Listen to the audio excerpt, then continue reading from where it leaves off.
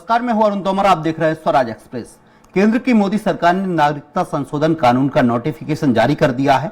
लोकसभा चुनाव से पहले केंद्र सरकार का यह बड़ा कदम है। वहीं विपक्ष इसको लेकर सवाल खड़े कर रहा है। आज चर्चा इस मुद्दे को लेकर, लेकिन उससे पहले देख लेते हैं एक रिपोर्ट। लोकसभा चुनाव से पहले केंद्र सरकार ने देश में नागरिकता संशोधन कानून की अधिसूचना जारी कर दी है। इसको मुख्यमंत्री डॉक्टर मोहन यादव ने ऐतिहासिक निर्णय बताया है। वहीं पूर्व सीएम शिवराज सिंह चौहान ने मोदी की गारंटी यानी पूरा होने की गारंटी बताया है। सीएए कानून का नोटिफिकेशन केंद्र सरकार की ओर से जारी करने के साथ ही देश में एक बार फिर से बयानबाजी का दौर शुरू हो गया है। कोई इसका समर्थन कर ऐतिहासिक फैसला बता रहा है तो कोई इसकी आलोचना कर रहा है। इस बीच मध्य प्रदेश के मुख्यमंत्री मोहन यादव ने भी सीएए पर अपना बयान दिया है। उन्होंने आगे लिखा कि इससे हमारे पड़ोसी देशों पाकिस्तान, बांग्लादेश और अफगानिस्तान में उन अल्पसंख्यक नागरिकों को हमेशा के लिए अत्याचार की पीड़ा से मुक्त होने का रास्ता मिल सकेगा, जिन्होंने 31 दिसंबर 2014 तक भारत में शरण ली थी।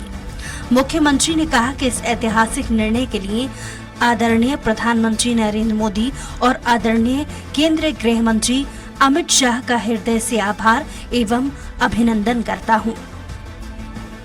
हमारे लिए इतनी सुविधा कर रहे हैं कि वो हमारे लिए इतना अच्छा सोच रहे हैं, इतनी सफाई और हमारे बच्चों को आज़ादी, हमें आज़ादी घूमने की, ये हमारे लिए बहुत अच्छा है इनका।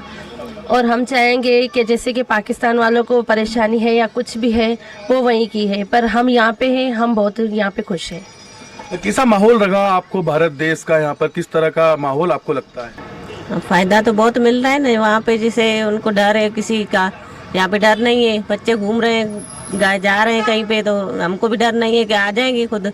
वहाँ पे ये थोड़ा डर रहता था कि बच्चे आएंगे घर के, नहीं आएंगे, पहुँचेंगे। ये बस यहाँ पे ये बहुत अच्छा है। बात करें तो सभी लोग बहुत खुश हैं और सभी लोग धन्यवाद करना चाहते हैं प्रधानमंत्री मोदी जी को, और मैं भी उन लोग को धन्यवाद करना चाहती हूँ, बीजेपी के पूरे विश्व के सभी लोगों को, जिन्होंने सबने मिलके और प्रधानमंत्री जी ने मिलके ये सब बिल संशोधन पास किया।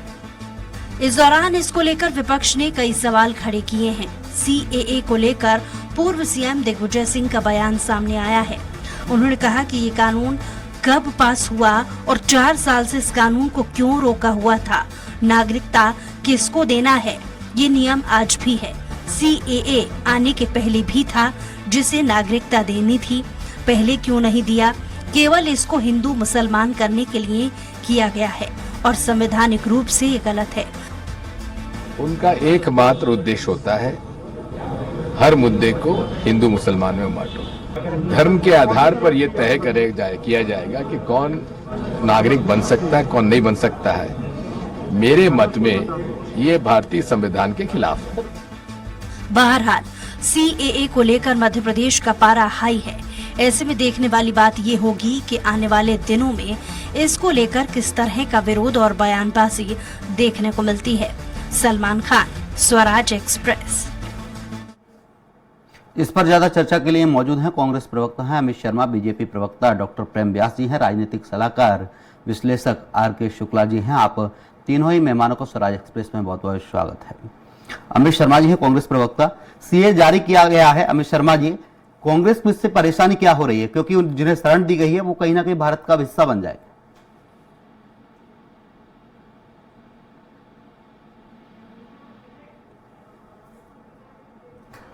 हमारे साथ राजनीतिक विश्लेषक आर.के. शुक्ला जी। आर.के. शुक्ला जी, देखा जाए तो बीजेपी सीए को सही बता रही है, वही कांग्रेस लगातार इसका विरोध कर रही है। कांग्रेस कह रही है कि बीजेपी अपने फायदे के लिए सारे काम करती रहती है, लेकिन इससे कितना किसका नुकसान है?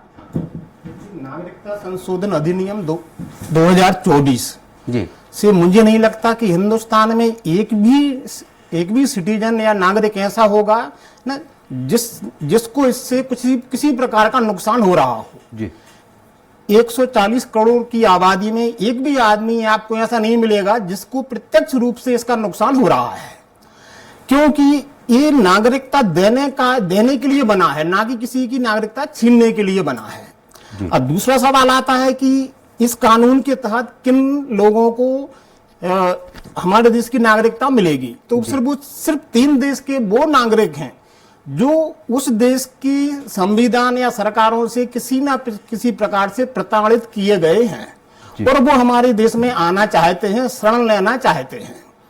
वो 3 देश कौन कौन से हैं? पाकिस्तान है, बांग्लादेश है, अफगानिस्तान है। इनमें से अफगानिस्तान की हालत सभी को जग जाहिर है, पाकिस्तान भी उसके आसपास ही खड़ा हुआ है और बांग्लादेश में पिछले 2-5 साल में भी हालात अच्छे नहीं हैं। अब इस ये नागरिकता मिल किन लोगों को रही है? उनमें हैं हमारे जो पारसी समुदाय के हैं, सिख समुदाय से हैं, जैन समुदाय से हैं, बौद्ध हैं, ईसाई हैं और यहूदी हैं जी। तो अगर कोई भी नागरिक अपना राष्ट्र छोड़ने पर मजबूर हो रहा है, इसका मतलब है कि वो उस राष्ट्र में उसके अधिकारों का संरक्षण नहीं किया जा रहा। अब चूंकि हिंदुस्तान एकमात्र हिंदू देश है, अगर ये लोग हिंदुस्तान में नहीं आएंगे तो कहां जाएं? और इनके आने से किसी भी हिंदुस्तानी को किसी भी प्रकार के उसके अधिकारों का हनन नहीं हो रहा है।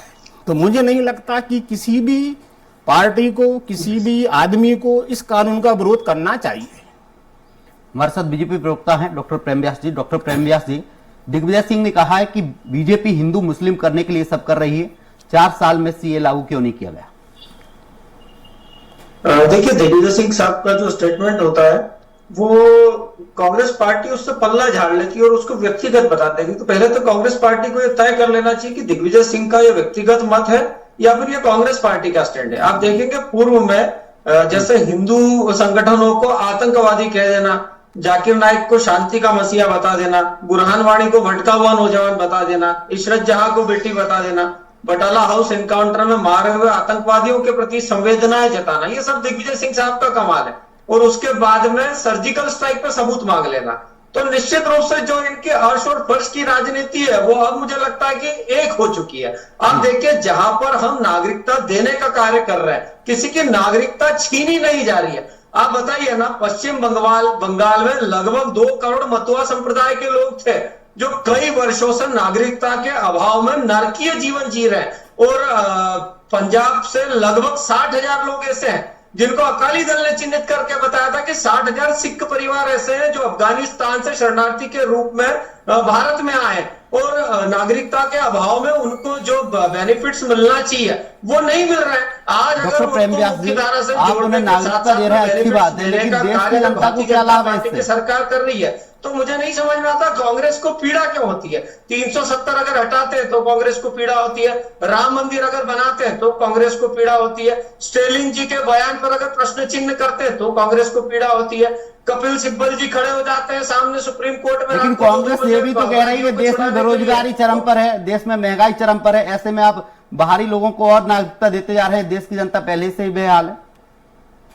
देखिए, दोनों चीजें, 2019 में जब हमने नियम लाए थे तो उसके बाद हमने 4 साल इस विषय के लिए गंभीरता से विचार विमर्श करा है। आप देखिए 2020 और 21 में जब कोविड काल आया था उस समय निश्चित रूप से हम अर्थव्यवस्था के रूप में बहुत पीछे छूट चुके थे। उस समय हमको लोगों का जीवन बचाना था, वैक्सीनेशन करना था, दवाइयों का इंतजाम करना था। वो सब करने के पश्चात जब हम इस परिस्थिति में आए कि आज हम सबको स्वीकार्यता के साथ में भारत में रख सकते हैं, उनको नागरिक बना सकते हैं, तब हमने करा है। और इसके पहले ईडब्ल्यूएस कांग्रेस लेके आई थी अधूरा रूप में, सुप्रीम कोर्ट में फेल हो गया, वहीं हम 370 लेके आए। आज देखिए 370 का प्रभाव, लगभग 2 करोड़ पर्यटक वहां जा रहे हैं जहां 14 लाख जाते थे, 60,000 करोड़ का इन्वेस्टमेंट हुआ है, एम्स के निर्माण हो रहा है। तो निश्चित रूप से विकास के पथ पर भारतीय जनता पार्टी जिस तरह से अग्रसर है, सबका साथ, सबका विकास और सबका विश्वास। जी, कांग्रेस प्रवक्ता हमारे साथ डॉक्टर अमित शर्मा जी। अमित शर्मा जी, बीजेपी कह रही सीए में उन लोगों को, शरणार्थियों को जगह दी गई है जो अपने देश में परेशान थे, उनके साथ अत्याचार हो रहा था, अन्याय हो रहा था, गलत नहीं हो सकता। देखिए अरुण भाई, जब से प्रस्ताव पास हुआ है जी, कल से जब ये रिपोर्ट आई कि सीए के मामले में ये बिंदुवार इन जातियों के, इन धर्मों के, इन लोगों को ये सीए के माध्यम से जो काफी समय से एक पेंडिंग था उसको भारत सरकार ने रूल बना के स्वीकार कर लिया जी। मेरे भारतीय जनता पार्टी के तमाम प्रेमजीवी और भी तमाम भारतीय जनता पार्टी के लोग चिंता कर रहे हैं और इसकी खुशी जाहिर कर रहे हैं। सबसे पहला प्रश्न कि कांग्रेस को किसी बात की आपत्ति किसी तरह की नहीं है। और लेकिन दिग्विजय सिंह बयान दे रहे हैं, सुनिए तो, दिग्विजय सिंह जी ने बयान दिया कि ये जो समय चुना गया जी। आज इस समय के पीछे कहीं ना कहीं भारतीय जनता पार्टी की जो ध्रुवीकरण की कोशिश होती है, वो आज इन सीए के प्रस्ताव के माध्यम से कांग्रेस विरोध नहीं कर रही, लेकिन इस समय के माध्यम से जिस तरीके से ध्रुवीकरण की कोशिश भारतीय जनता पार्टी फैलाने की कोशिश कर रही है कि हमने इससे एक मैसेज देने की, जो हिंदू हैं, तमाम जो जाति का विवरण, मेरे पास ये ऑर्डिनेंस है जो मैं लेके आया हूं, इसमें स्पष्ट तौर पर यह लिखा गया है कि 31 days December 2014 and who has been expected by the central government. बात इसकी नहीं है, तो क्या जो डेट आपने निर्धारित करी है उसके 10 साल बाद के क्या हिंदू नहीं है? अगर हिंदुओं की बात, अगर आपने कहा कि हिंदुओं का अधिकार मिलना चाहिए, इसको अधिकार हम इस पे भी नहीं देना चाहते जी।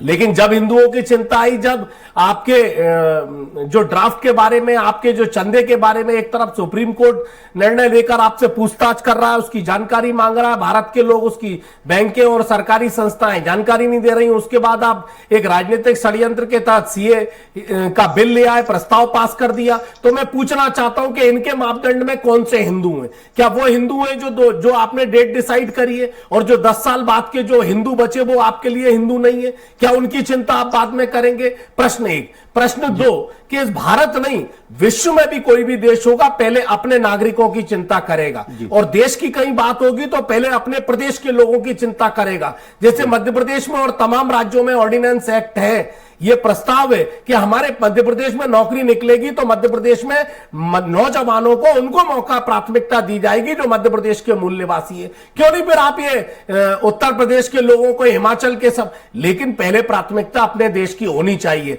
और पहले ही मध्य प्रदेश में 1.5 करोड़ लोग बेरोजगार है, फिर तमाम और रोजगार है। आप ये सत्ता की चाबी पाने के लिए, राजनीतिक हथकंडे अपनाने के लिए जिस तरीके से आप ये ध्रुवीकरण की कोशिश कर रहे हैं, और हिंदुओं के नाम पर जो आपने अभी बरगलाने की प्रयास कल से चालू कर दिए, कांग्रेस को इस बात पर आपत्ति है। अब आप भटकाने की कोशिश कर रहे हैं। कांग्रेस को ना इस प्रस्ताव से आपत्ति है, ना दिग्विजय सिंह जी को है, ना किसी को है।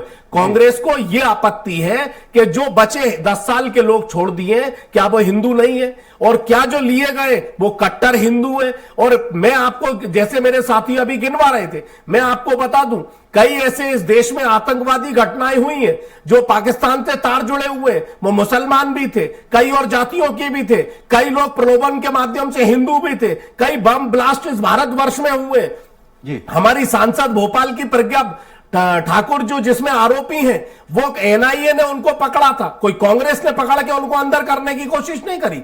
भारत की एजेंसी ने, एनआईए ने पकड़कर उनको आरोपी बनाया जो बम ब्लास्ट में आरोपी हैं। क्या कहना चाहते हैं आप? आज हिंदू, मुस्लिम, सिख, ईसाई और तमाम धर्मों और राजनीति से उस पर देश की चिंता करनी पड़ेगी। और इस प्रस्ताव को लाने से पहले क्या भारतीय जनता पार्टी की सरकार ने तय कर लिया कि जो 3-4 करोड़ लोग भारतवर्ष के निवासी आपने मूल्यांकन करके सील लगा दिए कि वो ईमानदारी भारतीय होंगे, क्या भारत को कोई खतरा नहीं होगा? लेकिन मैं समझता हूं कि भारत की सरकार ने इन पूरे मापदंडों पर विचार करा होगा, क्योंकि देश की सुरक्षा पहले है, राष्ट्र पहले है। पहले अपने लोगों को आप समृद्ध कर दीजिए, फिर उसके बाद लोगों को बढ़ाने की कोशिश। जिन्हें नागरिकता दी गई है वो देश के साथ गद्दारी कर सकते हैं? अरे निश्चित तौर पे जब देश के कई लोग मिलकर गद्दारी में शामिल हो सकते हैं, और जो पाकिस्तान में रहने की चिंता भारत कर रहा है, जो बांग्लादेशियों की रहने की चिंता शरणार्थियों के तौर पर भारत कर रहा है, कल हम अफगानिस्तान की करेंगे, कल हम इराक की करेंगे, कल हम दूसरे और देशों की करेंगे, चाइना की करेंगे, कई चाइना के लोग बॉर्डर पे होंगे, कल हम उनकी चिंता करेंगे। पहले हम अपने भारतवर्ष की चिंता करें और राजनीतिक समय में ध्रुवीकरण की कोशिश न करें, राजनीतिक चश्मे से न देश चलाएं, देश को राष्ट्र हित में चलाएं। जिस तरीके से मेरे विद्वान साथी ने उदाहरण दिया है, और मैंने कहा कि आपकी, हमारी भारतीय जनता पार्टी की जो सांसद थी वो भी बम ब्लास्ट में पकड़ाई गई है, लेकिन कोर्ट में केस चल रहा है, अभी वो उनको ये नहीं कह सकते कि वो बरी हो गई। ऐसे कई लोग मिलकर हमारे यहां बम ब्लास्ट हुए हैं, इस पर चिंता करनी चाहिए। देश के लोगों की पहले चिंता करें, बाहर से आने वाले लोगों की किसी बात की चिंता उनकी बात में होनी चाहिए। पहले देश के लोगों को, नौजवानों को रोजगार दें, बाकी बाद में शरणार्थियों को रोजगार दें।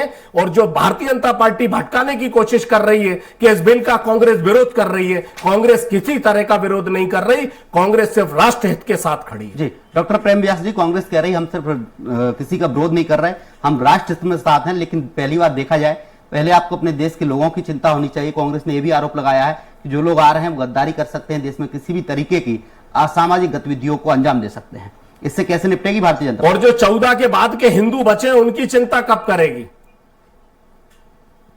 डॉक्टर प्रेम व्यास? मैं मेरे मित्र से मैं पूछना चाहूंगा कि लगभग 2 करोड़ लोग मतुआ संप्रदाय के पश्चिम बंगाल में कई नारकीय जीवन जी रहे हैं। 60,000 से ज्यादा सिख समाज के लोग नारकीय जीवन जी रहे हैं। कांग्रेस ने 50 से 70 सालों में क्या उनकी देखरेख करी है? क्या उनके लिए जो आज ये पीड़ा को प्रदर्शित कर रहे हैं, इस तरह से उनकी पीड़ा को प्रदर्शित कराएं? निश्चित रूप से क्रमवार इम्प्लीमेंटेशन। लेकिन कांग्रेस तो ये कह रही है देश की जो जनता है, देश में जो पहले से रह रहे हैं, देश के जो पहले से नागरिक हैं वो परेशान है, उनके लिए बीजेपी क्या कर रही है? डॉक्टर प्रेम व्यास जी, डॉक्टर प्रेम व्यास जी, देश के जो लोग हैं, देश के जो युवा हैं वो पहले से परेशान है। डॉक्टर प्रेम व्यास जी, में जो केस दाखिल करा था 370 के खिलाफ वो गलत था। डॉक्टर प्रेम व्यास जी, इलेक्ट्रल बॉन्ड देश के युवा बेरोजगार हैं, देश के युवा बेरोजगार हैं, उनके लिए बीजेपी क्या कर रही है? विदेश में जाके कहा था कि भारत में लोकतंत्र समाप्त हो गया, संवैधानिक संस्थाएं समाप्त हो गई है। अरुण जी, मुद्दे पर बात नहीं करेंगे तोमर जी। भारतीय जनता मुद्दे पर बात करिए, मुद्दे से भटकिए मत। के लिए तो मुझे बताइए मेरा मित्र, डॉक्टर प्रेम व्यास जी, मुद्दे से भटकिए मत, सवाल सुन लीजिए, सवाल सुन लीजिए डॉक्टर प्रेम व्यास जी। और अजमेर ब्लास्ट में कितने पाकिस्तान के लोगों को बिना जांच करे छोड़ दिया गया, किस आधार पर छोड़ दिया गया? डॉक्टर प्रेम व्यास जी, मेरा सवाल सुन लीजिए। रीढ़ की हड्डी तक तोड़ दी गई।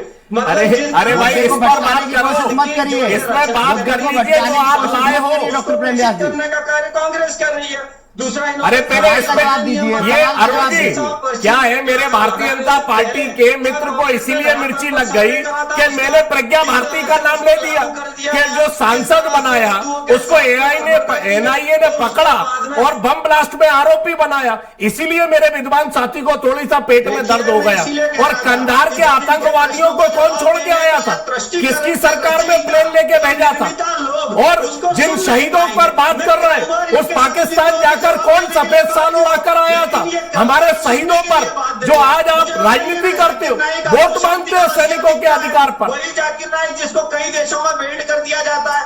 अरे मुद्दे पर आ जाओ भैया, मुद्दे पर। डॉक्टर प्रेम व्यास जी, डॉक्टर साहब मुद्दे पर बात करिए। एक स्टेटमेंट बता दीजिए अधिकारी कांग्रेस का। उन बचे हुए हिंदुओं का क्या? रात भर रोई। और जो मणिपुर में नग्न अवस्था में महिलाओं को घुमाया जा रहा है, वो हमारी मातृशक्ति का क्या?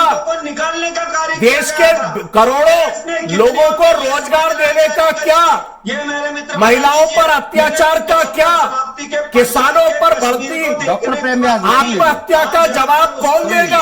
अमित शर्मा जी, रोकना चाहूंगा। डॉक्टर प्रेम व्यास जी सुन लीजिए, कांग्रेस का कहना है जो 10 साल पहले के शरणार्थी हैं वो क्या हिंदू नहीं है? दूसरा सवाल, एनआईए कोर्ट में केस चल रहा है जिसमें आपकी साध्वी प्रज्ञा ठाकुर जो कि सांसद भी हैं, उनके खिलाफ एक केस है, बम ब्लास्ट का केस है। तीसरा, देश में पहले से बेरोजगारी चरम पर है, आप दूसरे देश के लोगों की चिंता कर रहे हैं। आप सीए की बात करते हैं, दूसरे देशों के लोगों की चिंता कर रहे हैं। आपके देश के युवा बेरोजगार हैं, महंगाई बढ़ती जा रही है, उनके लिए क्या कर रहे हैं? मैं मेरे मित्र से पूछना चाहूंगा कि आज आप पहले इसका सवाल जवाब दे दीजिए, इस सवाल का जवाब दे दीजिए। मनमोहन सिंह साहब के शासनकाल में मनमोहन सिंह को छोड़ दीजिए, आप अपने कार्यकाल की बात कर लीजिए। प्रधानमंत्री मोदी है तो मुमकिन है। बीजेपी यही कहती है, बीजेपी यही कहती है मोदी है तो मुमकिन है कि 10 वर्षों में महंगाई। डॉक्टर प्रेम व्यास जी, डॉक्टर प्रेम व्यास जी, बीजेपी, वही आज डॉक्टर प्रेम व्यास जी सुन लीजिए, सुन लीजिए, आप आपकी पार्टी कहती है मोदी है तो मुमकिन है। युवाओं को रोजगार कब मिलेगा?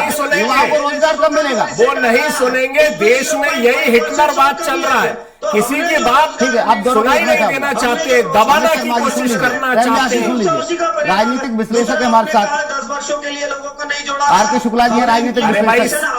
60 रुपए किलो डॉक्टर प्रेम व्यास, रोकना चाहूंगा। आज 260 रुपए किलो हो गई है। कौन सा आंकड़ा लिए बैठे हैं आप? बात तो होगा तो उसमें भी दूध क्या रुपए लीटर था बच्चों का, आज क्या रुपए लीटर है? पेट्रोल क्या था, आज क्या है? डीजल क्या था, आज क्या है? बच्चों की फीस कहाँ थी, आज कहाँ है? ये मोदी सरकार की गारंटी थी, ये मोदी सरकार की गारंटी थी। आप दोनों ही मेहमानों को रोकना चाहूंगा। अमित शर्मा जी, आपको भी रोकना चाहूंगा। मैं बोलना चाहता हूं तो आप अमित जी को रोकते नहीं है। प्रेम व्यास जी सुन लीजिए, आप सुन लीजिए, आप सुन लीजिए, आपको भी रोकना चाहूंगा। स्वराज की कोई मजबूरी है कि ऐसा कुछ नहीं है, स्वराज अपना काम सही से कर रहा है। आप सवालों से भग रहे हैं। आप मुद्दे को कहीं ले जाकर खड़ा कर देते हैं। सुने आपने, आप बताइए, मैंने जो महंगाई दर बताया वो गलत था क्या?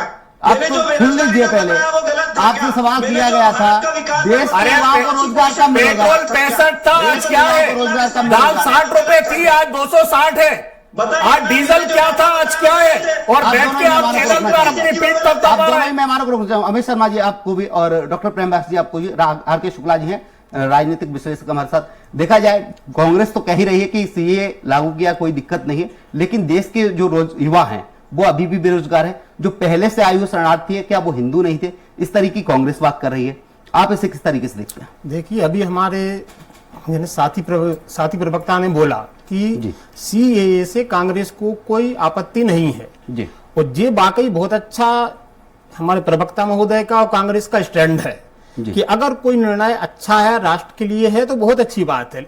लेकिन साथ साथ में भारतीय जनता पार्टी को इन्होंने जो सुझाव दिया है कि जो 2014 के बाद से जो भी लोग हमारे देश में आए हैं, क्या वो इस नागरिकता के हकदार नहीं है? क्या वो हिंदू या जो इस संविधान, इस जिन एक्ट में छह समुदाय वर्णित किए गए हैं, वो क्या उस कैटेगरी के नहीं हैं? तो निश्चित रूप से बीजेपी सरकार को इसके बारे में स्पष्टीकरण देना चाहिए। दूसरा मुद्दा निश्चित रूप से महंगाई और बेरोजगारी है जी। इन दो मुद्दों, महंगाई और बेरोजगारी मुद्दे काफी बड़े हैं, बजाय ना नागरिकता एक्ट वाला नियम है जो, तो चर्चा होना चाहिए महंगाई पे और बेरोजगारी पे। लेकिन दुर्भाग्य है, या किसी पार्टियों को उसका फायदा हो रहा है या किसी को नहीं हो रहा, ये दोनों पार्टियों का अपना अपना व्यक्तिगत व्यू हो सकता है। मेरा ये मानना है कि अगर ये नियम आया है तो कांग्रेस पार्टी भी स्वागत कर रही है, भारतीय जनता पार्टी तो लाई है, तो हमें इस पर ज्यादा डिस्कस ना करते हुए मुख्य मुद्दे होना चाहिए हमारे देश में व्याप्त बेरोजगारी और महंगाई जी। और शायद लोकसभा का चुनाव इन्हीं दो मुद्दों के आसपास ही लड़ा जाना चाहिए, और ऐसा प्रयास कांग्रेस पार्टी को भी करना चाहिए। बीजेपी प्रवक्ता doctor Prem Vyas ji, are के शुक्ला जी ने कहा है महंगाई और रोजगार पर बात करना चाहिए। सीए ठीक है, आपने लागू किया, कांग्रेस उसका स्वागत कर रही है, लेकिन कांग्रेस से फेक पूछ रही है जो देश के पहले से युवा बेरोजगार हैं, क्या बीजेपी उन्हें रोजगार दे पाएगी? देखिए, मैंने इसीलिए एक आंकड़ा आपके सामने प्रस्तुत करा था, और मुझे लगता है कि जब एक संयुक्त रूप से जब आंकड़े प्रस्तुत किए जाते हैं तो वो किसी न किसी सोर्स के द्वारा होता है और धरातल से जुड़े होते हैं। और दूसरा, जो विकास कार्यों का बखान में 2 मिनट अगर मुझे देंगे तो मैं बता देता हूं। हमने सांसद बिल्डिंग 2020 में बनाना प्रारंभ करी थी, 2024 में उसका लोकार्पण कर दिया। राज डैम हमने 2019 में बनाना प्रारंभ करा था, तो क्या रोजगारों का सर्जन नहीं हुआ? 2024 में हमने उसका लोकार्पण कर दिया। IIM संबलपुर 2021 में, 24 में, Jammu AIIMS, Trichy airports, IIT Bhilai, Goa airports, Lakshadweep, Dwarka, UP 80 के समय पर सरयू योजना परियोजना प्रारंभ हुई थी, अभी उसका लोकार्पण हुआ है। सरदार सरोवर बांध, कृष्णा कोयना, अटल टनल, असम बोगी, ईस्टर्न कॉरिडोर, FDI में लगभग $300 बिलियन का निवेश होता था, लेकिन जी, तो आप मेरा डाटा चेक कर लीजिए। दूसरा, इन्वेस्टमेंट होता था, आज इन्वेस्टमेंट जो है वो 52 लाख करोड़ रुपए को क्रॉस कर रहा है। तो निश्चित रूप से हमने जो विकास करा, 1 लाख से ज्यादा स्टार्टअप है, लगभग 15 सेक्टर से, जिसमें प्लीज स्कीम्स लेके आए। और उसके बाद में आज भारत इस परिस्थिति में कि ऑटोमोबाइल सेक्टर्स हो गया, मोबाइल मैन्युफैक्चर हो गया, या इंफ्रास्ट्रक्चर्स में हम एक्सपेंड करने वाले पहले देश बने। आज अगर आप G20 देशों की बात करेंगे तो सबसे ज्यादा महंगाई दर इन्हीं देशों में है, लेकिन विकास दर अगर भारत का देखेंगे तो सबसे ज्यादा है। हमने विश्वास प्रदत्त करा है लोगों के मध्य में, और जिस तरह से हमने लोगों को स्वरोजगार से जोड़ा है, निश्चित रूप से आने वाले समय में जो लोग बचे उनको भी जोड़ने का कार्य किया जाएगा।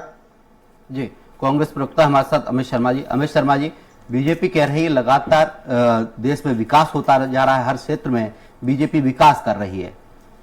देखिए अरुण भाई, मेरे भारतीय जनता पार्टी के विद्वान साथी कुछ महंगाई पर चर्चा कर रहे थे, और जो 2.5 या कितना ग्रेडिंग रिसोर्ट्स बता रहे थे। मैं बताना चाहता हूं कि आज अगर दाल 60 रुपए थी तो 260 रुपए किलो है। आज बच्चों का दूध कितने रुपए लीटर मिलता था, आज कितने रुपए लीटर है। पेट्रोल का भाव क्या था और आज क्या है। डीजल का भाव आज क्या है और क्या था। हर चीज पर आज छोटा आदमी अगर मकान बनाना चाहता है तो वो 10 लाख में मकान बना लेता था, आज वो 10 लाख में मकान बनाने वाला 20 लाख में मकान बना पा रहा है। आज महंगाई लगातार बढ़ती जा रही है। यही आप लोग थे, आपने कहा था कि मोदी की गारंटी थी महंगाई महंगाई कम होगी जब मोदी की सरकार आएगी। मोदी की सरकार आ गई। अब आपने कहा कि हम नए एयरपोर्ट बना रहे हैं। आपने कई बड़े हिंदुस्तान के एयरपोर्टों को बेचने का काम किया है। आपने इंडियन एयरलाइंस बेच दी, आपने पोर्ट बेच दिए, आपने करीब हमारे देश के अंदर करीब 20 लाख करोड़ रुपए लेकर आपके कुछ चंद व्यापारी जो भारत में काम करते थे, जो कहीं ना कहीं आपकी नाक के नीचे से लेकर यहां के लोगों की गाड़ी कमाई, इनकम टैक्स का पैसा जो ईमानदारी से भारत का नागरिक देता है, 20 लाख करोड़ रुपए लोग लेके भाग गए। आपने कहा था काला धन लेके आएंगे, आज तक एक काले धन की एक सूची विदेश से कोई इंटरपोल के माध्यम से आपकी दिखाई नहीं दी। आपने जो संसद बनाई 20,000 करोड़ रुपए या 20 लाख करोड़ रुपए के जो आपने खर्च करे, आपने जरूर 4 साल में बना दिए, लेकिन मेरे साथी आपने मध्य प्रदेश में 1.5 करोड़ और देश में करोड़ों लोग बेरोजगार थे। अमित शर्मा जी आपका बहुत बहुत शुक्रिया। के शुक्ला जी आपका भी बहुत बहुत शुक्रिया। बीजेपी प्रवक्ता हमारे साथ डॉक्टर प्रेम व्यास जी आपका भी बहुत बहुत शुक्रिया। सीए को लेकर देश भर में विरोध के शोर उठने लगे हैं। विपक्ष लगातार सीए का विरोध नहीं कर रहा, बल्कि विपक्ष कह रहा है कि देश के जो युवा हैं रोजगार उन्हें नहीं मिल रहा। बाकी अलावा जो बीजेपी कह रही है कि सीए आने के बाद देश की जनता को कोई नुकसान नहीं होगा। अब देखने वाला बात होगी कि आगामी जो चुनाव है, लोकसभा चुनाव में सीए का कितना फायदा बीजेपी को मिलता है और इसका विरोध कितना फायदा कांग्रेस इसके विरोध में ले पाती है। फिलहाल के लिए हमारी इस बिग डिबेट में इतना ही। आप देखते रहिए स्वराज एक्सप्रेस। नमस्कार।